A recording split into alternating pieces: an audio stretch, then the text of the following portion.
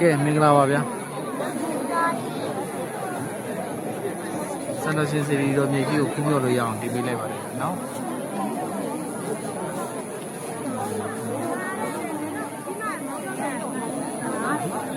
အားကြောင့်ရွှေတကန်းကတ်နေရပြီဗျအားတော့ရွှေတကန်းကတ်နေကြတာနော်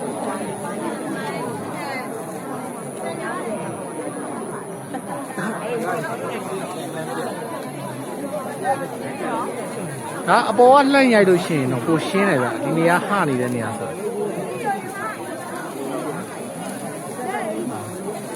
အချော်တော့ရဲ့အဆက်အောက်မှာမေးအမကြီးမှကြည့်ရလေဒီ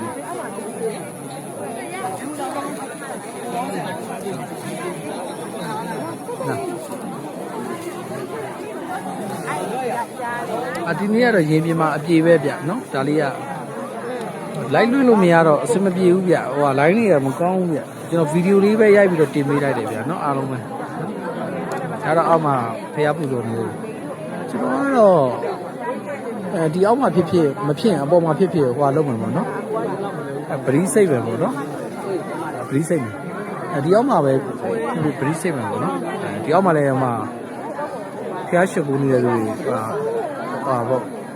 ဖျားစာရွတ်ဖက်ပူဇော်တဲ့လူတွေရှိရဆိုကျွန်တော်ဒီအောက်မှာပဲ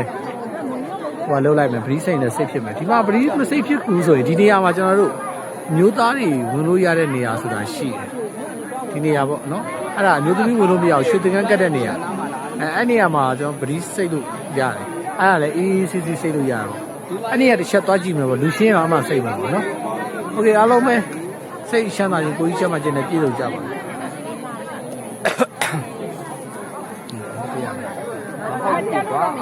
အောက်ကိုဆင်းလို့ရတယ်ကျွန်တော်ပုံလေးပါပါဆိုโอเคโอเคဘိုင်ဘိုင်เนาะအားလုံးပဲ